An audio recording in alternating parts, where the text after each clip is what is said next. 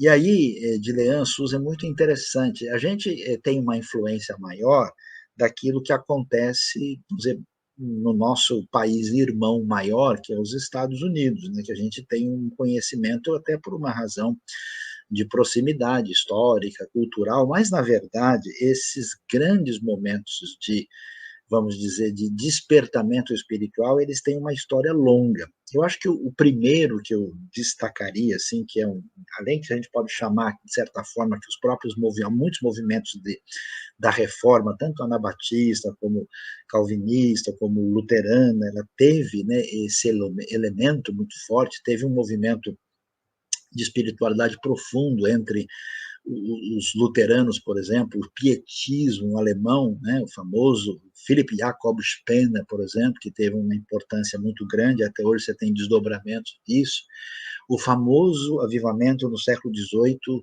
lá do Conde de Zinzendorf, Nikolai, né, Nikolai Zinzendorf, que deu origem a um movimento missionário extraordinário no século XVIII dos moravianos. Né? Eu tive a oportunidade de visitar a localidade ali, realmente uma coisa muito bonita, muito forte. Né? E aí nós tivemos avivamentos impressionantes assim nas Ilhas Britânicas, né, o avivamento wesleyano, né, que teve um impacto metodismo, com uma história muito bonita. Tivemos depois avivamento forte no século XIX na Irlanda, o famoso avivamento de Gales, do famoso pregador Evans, né, Robert Evans, que teve um impacto muito grande. E esses avivamentos se desdobraram e tiveram impacto nos Estados Unidos, que teve duas histórias interessantes. Um primeiro avivamento do século XVIII, do chamado Primeiro Grande Despertamento, do Jonathan Edwards, né? Que trouxe aí muitos resultados favoráveis para o crescimento das igrejas e do reino de Deus, e depois, né, na sequência do século XIX, do Charles Finney. Interessante que eles eram totalmente diferentes em termos de linha teológica, né?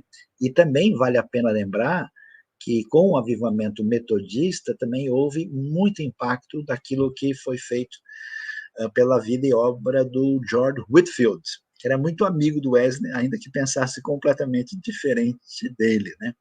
E aí nós tivemos avivamentos extraordinários na África, entre os Zulus, na África Oriental. A Coreia foi um lugar de grandes despertamentos, né? Os moravianos fizeram uma vigília de 100 anos de oração.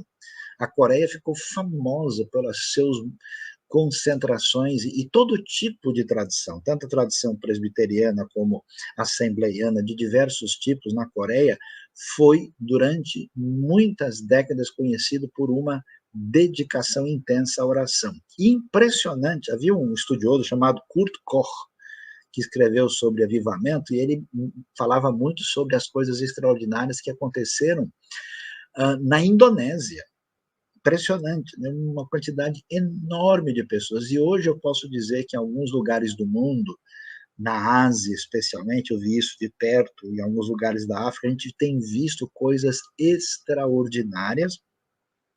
E é interessante que ninguém pode deixar de lado o grande avivamento que atingiu o mundo a partir da experiência pentecostal. Né? Começa forte com o grande movimento da Rua Azusa, em 1906, né, que tem desdobramentos para o mundo todo, para o Brasil, né, para a América do Norte, para outros lugares do mundo, e assim, alguns desses avivamentos, assim, eles atingiram muitas pessoas. Agora, o que a gente pode dizer sobre isso? É interessante.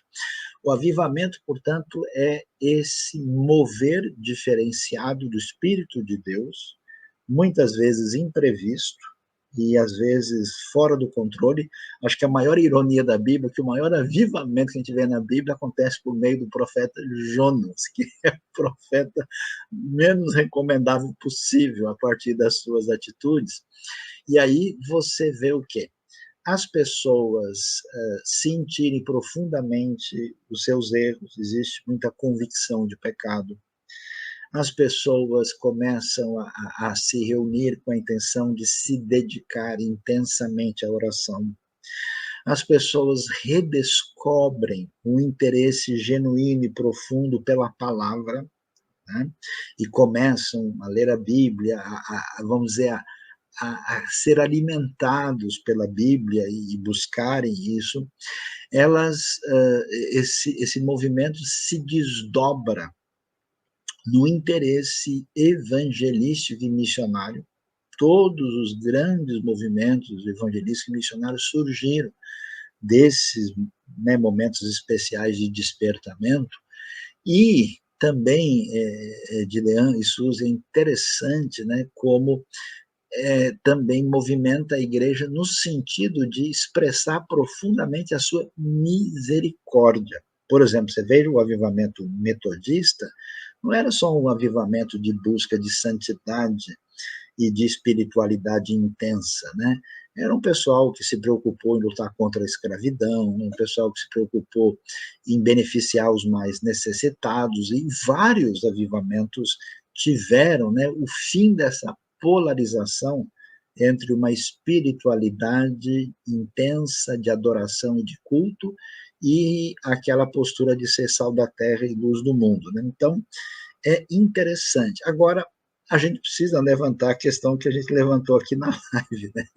Como é que é esse negócio, né? É fogo estranho, né? Ou realmente avivamento ou é fogo divino, né? Será que o avivamento é genuíno? Então, aqui a gente abre esse caminho para a gente olhar, né? Será que tudo que acontece é de fato algo que é avivamento, né? Ou no meio daquilo que parece ser espiritualidade, nem sempre a gente verifica sinais. A gente tem, às vezes, alguns ambientes no mundo onde existe um movimento muito intenso de religiosidade e prática espiritualidade, mas quando a gente olha, parece que alguma coisa ali não está tão sintonizado com os movimentos que tiveram aí, eu diria, deram a Bíblia o seu lugar maior, se centralizaram em Cristo Jesus e se desdobraram na direção da missão. Mas vamos aí, né? Vamos lá agora vocês comentando um pouco e interagindo aí, como é que vocês têm visto essa questão, né, do avivamento na experiência histórica e teológica de vocês.